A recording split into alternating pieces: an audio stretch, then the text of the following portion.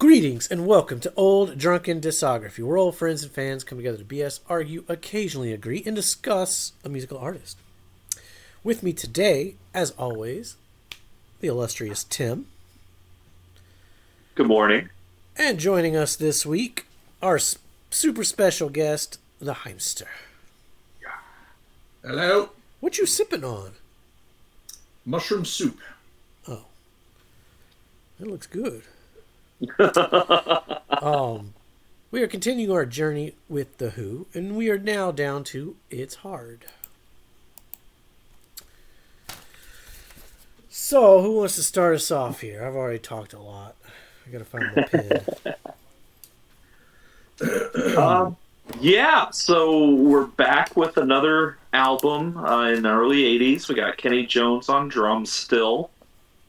Pete's still putting out solo work, so it's questionable if these are the best songs he's writing at the time. I think after Empty Glass was All the Best Cowboys Have Chinese Eyes, and that's a pretty good album. Good compendium to this, I would say. It's Hard it's going to end up being the last Who album for a couple decades. And I don't know, you can hear that they're all just kind of lethargic on here. I do think that Kenny benefited from the previous tour. I think he's doing a lot of really interesting drum stuff on here compared to like bass dances. But even song-wise, like Eminence Front's a hit, and rightfully so. It's a great song. And then I really like Cry If You Want. That's a really good song. The rest of it, though, it's just there for me, unfortunately. That's interesting. Yeah. The cover is an interesting artifact.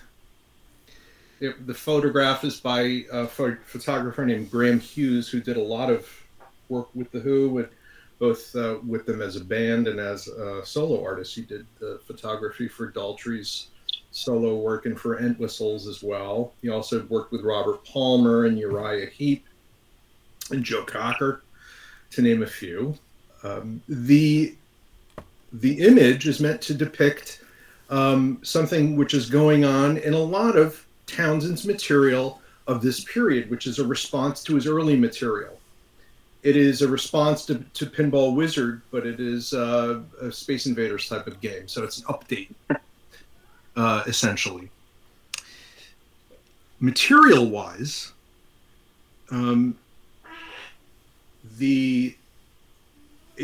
it's important actually to see this album in its sequence with Chinese Eyes. Chinese Eyes is released in June of 82, and this is released in September. And in both albums, he's responding to earlier Who songs. In Chinese Eyes, he's responding to My Generation with Slit Skirts. In My Generation, his classic line, perhaps one of the most classic lines in all of rock and roll, where he says, "I hope I die before I get old." And in Chinese Eyes, he's saying, "Can't pretend that growing older never hurts." Right? So he's conceding to age. And It's Hard. He is responding to Won't Get Fooled Again with Why Did I Fall for That? In the anthem of Won't Get Fooled Again, he's proclaiming we won't get fooled again. He's saying it as a message for children, as a message for its generation, if you like. And in this song, he's reflecting back on, let's say, 16 years since My Generation? No, since Won't Get Fooled Again, sorry. It's, 11 years since that album. And he's in Won't Get Fooled Again, it's about war, it's about society. And in Why Did I Fall for That, it's, he's reflecting on the doomsday clock. 4 minutes to midnight on a sunny day. Maybe if we smile, the clock will fade away. Maybe we can force the hands to just reverse. Maybe is a word, maybe is a curse. Nobody knows why we fell so flat. And on the one hand, he's saying won't get fooled again. And he's saying, on this one, we screwed up. We screwed something up, something horrible.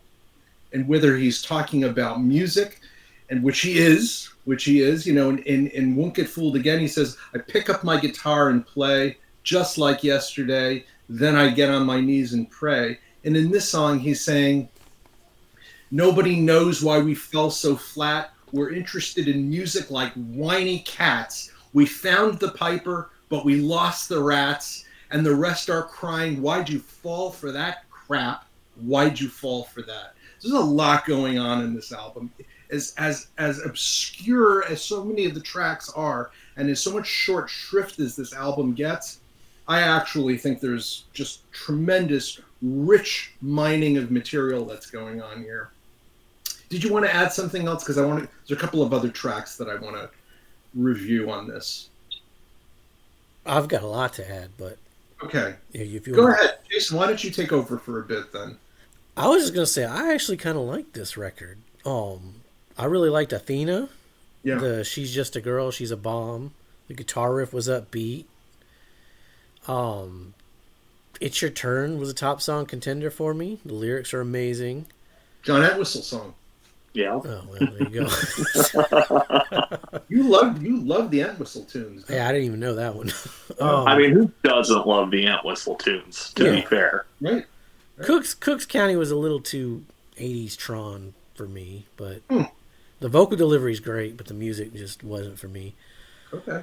The title track reminded me of something, but I couldn't place it, like The Replacements or something. I don't know. It just sounded familiar. Dangerous was Eminence Front was groovy and funky. Kind of sounded like the theme song for every Cops TV sitcom in the late 80s. Dangerous is another Entwistle song. Really? Yes, indeed. It just didn't. That one didn't do nothing for me. I'm like, War was okay. Lyrics were good. One Life was One at a Time has some interesting things. Another Entwistle song. See? I don't know. Yeah, why did so I fall the first for one, that? I think he's got 3 on. That's correct. This was a record of a record for him, and obviously it's his last performance on a Who LP. So he died 20 years later, but it's a swan song for him as a contributing member of the band. That is true. Sorry to interrupt you. Yeah, I don't. Why did I fall for that? Sounds like the 50s at first, but then it just kind of turns into face dances type sound. Man is a Man, great lyrics, but the soft delivery is weak. And Cry If You Want starts out more of the same, but then it gets a speed boost of energy. It was a decent closing track. Like overall, I don't like. It started out really strong. I like this one better than the last record. I'll say that. Athena is also really interesting. There's a lot of interesting background to it. It's another Lifehouse reference. Athena is a character from Lifehouse, which originally the song was called Teresa, and it was about a woman that Townsend was in love with, and he just sort of yearned for her. And there's a story about Teresa. It's either in Who I Am or in the Amazing Journey book, where he talks about being at some sort of performance, some sort of theatrical performance, and she's sitting in front of him, and she turns around and gives him this big kiss.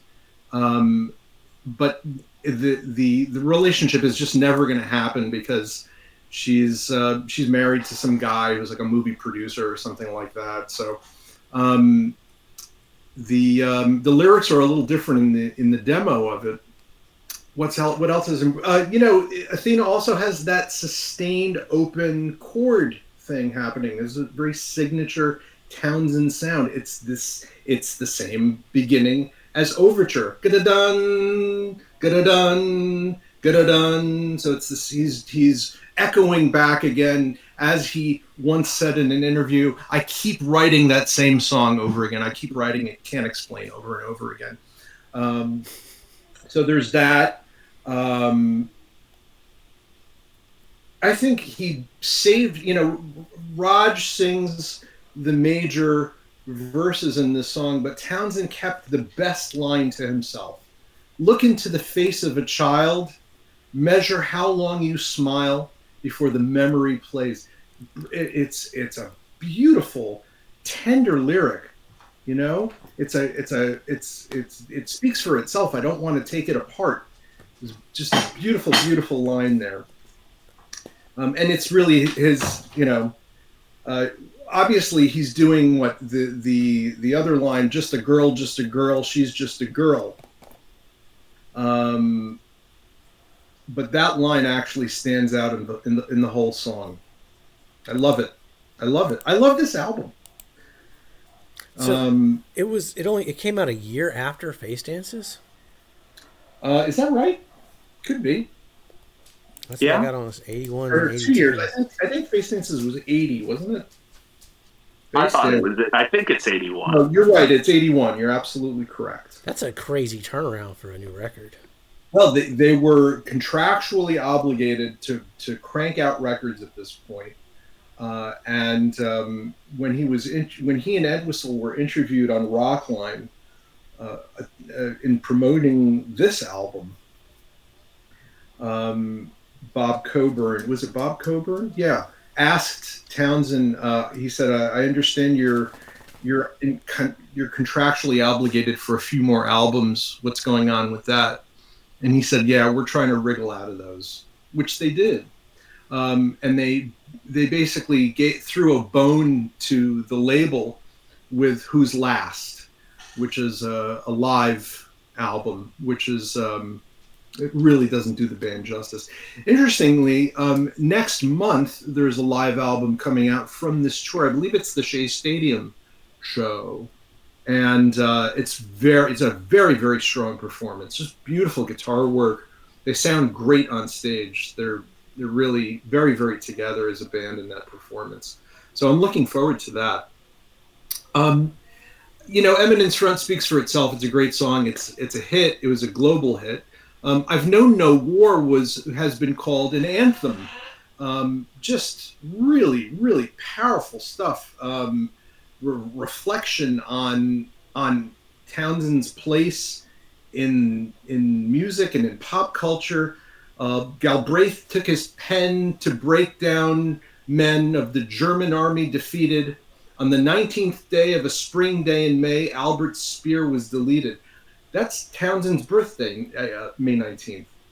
And as soon as the battle was over, I was running victorious clover, and I've never been shot at or gassed, never tortured nor stabbed, and I'm sure I'll never know war. Great. These are just rich poetic lyrics. There's a lot great stuff going on here. And it's what I'm thinking is, does this appeal just to the diehard Who fan? Maybe it does. Maybe it's a person who needs to be sort of intimately involved with the whole chronology of the band in order to really appreciate what's happening in this album as set against prior material and future material, but also understood against Townsend's solo career at the time as well. So I love it. But I'm going to say that about all the albums.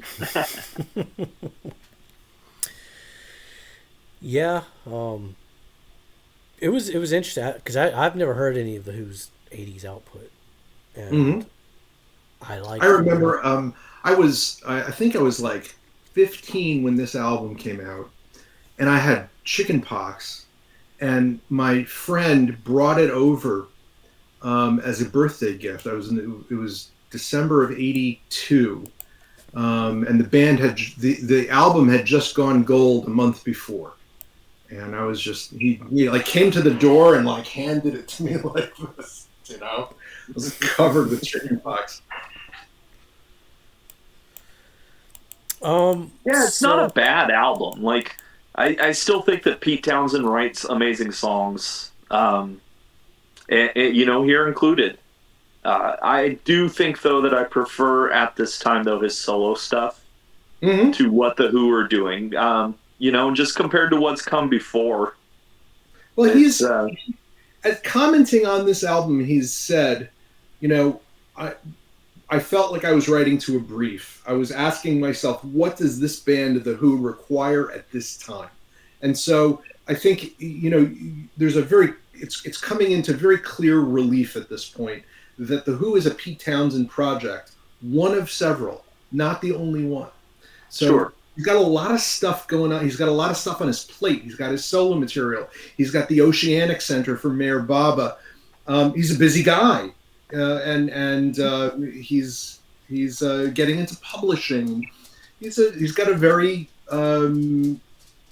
varied career. He's a family man too.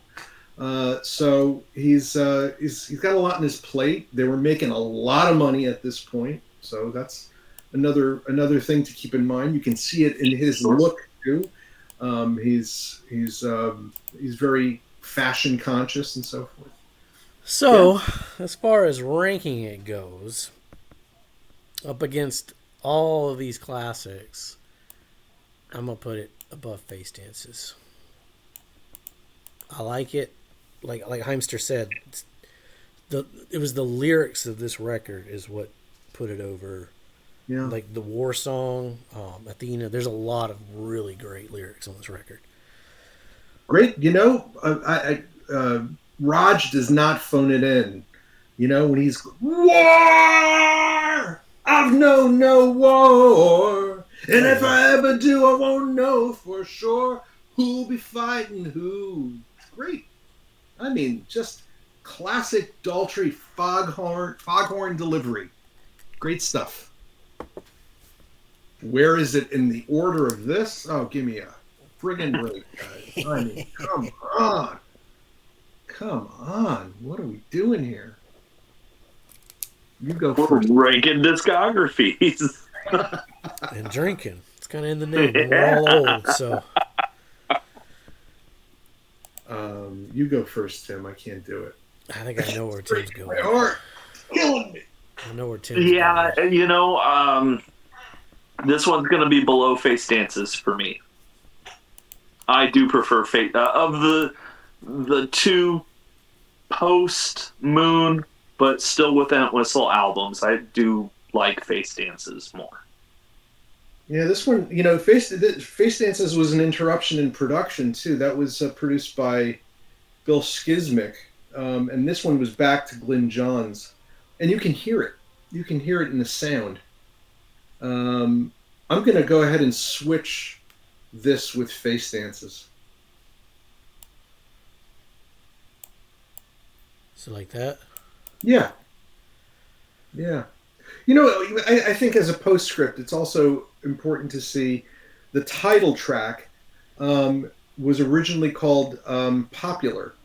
And the lyrics go on, also just great, social commentary, poetry, and so forth. Any tough can fight, few can play, any fool can fall, few can lay, any stud can reproduce, few can please, anyone can pay a bill, few can lease. I just want to be popular. I just want to be popular. So he is consciously changing the content of the material for Raj. He's writing for the band here. When he wrote it as a song for himself, it was a different song. I guess, do we want to talk BBC sessions now, or would it make more sense in this wire? We can, yeah. Like we said, after It's Hard, there is a long dry spell between studio albums. Right. But in the process, there's a whole host of releases. All are worth checking out. Some singles we should keep in mind. I'm sorry to interrupt you there, Tim. There's a couple of singles on Townsend's Iron Man CD, which he gets the band together to do a couple of songs, beautiful songs, Dig, and they do a version of Arthur Brown's Fire. Okay, yeah. Did they release them as Who singles, or did they release them as Pete You know, Townsend? I don't know if I think Dig might have been released as a single at the time because it got some airplay. Okay. Well, the one song I know that they did officially release as The Who was on the tribute to Bernie Taupin album where they did Saturday Night's All Right for Fighting. Great version. That was an official Who song. I love that. And it's great. I picked this one to represent 20 years of releases just because I love the BBC sessions. You know, in the late 90s, the Beatles did it. There was a great Hendrix one. The Cream one's really good. Green Day just did it. Zeppelin. It was a really good series. And when I got around to the Who's, this is just one of my favorite releases. So I want to recommend it to anybody who hasn't heard it. The version of A Quick One While He's Away is amazing. The version of Anyway, Anyhow, Anywhere is amazing. They do an amazing version of I'm Free. There's a great version of Long Live Rock where Pete messes up the lyrics. You also get a couple cool covers and stuff. You get like Good Lovin'. Right. You get Dancing in the Streets. Leaving Here, of course, is always a classic anytime the Who touch it. They do a James Brown song on here. A lot of cool stuff. The band sound great. As is custom with the BBC at the time, the band usually did the instruments the day before, and then the vocals were added live during broadcast. But yeah, that is just throw this on and just hear the sound of four dudes in possibly the greatest rock and roll band of all time. Yeah, the rendition of Substitute is just a standout. Just so on the money. I mean, Keith is both contained but also signature Keith. Beautiful. He's just so on top of it. You know, at the beginning, the opening chorus, da, da, da, da, da, da, da, and then immediately on the ride, I mean, you can hear them smiling, performing. Yeah, this is just a really fun record. I'll admit, I didn't get around to listening to this one yet, but I am curious, what is Boris the Spider BBC radio jingle? Oh, they just say Radio 1. Yeah, there's commercials on here. There's some like between song banter with John Peel, where he's talking to Pete. Like, he's explaining like, yeah, can't explain was a hit, but here's Anyway, Anyhow, Anywhere, because this is what we actually sound like. Right. He's saying, can't explain was to introduce us to the charts, and we're trying to get rid of all that, trying to give you how we sound at present, right? Yeah, exactly, and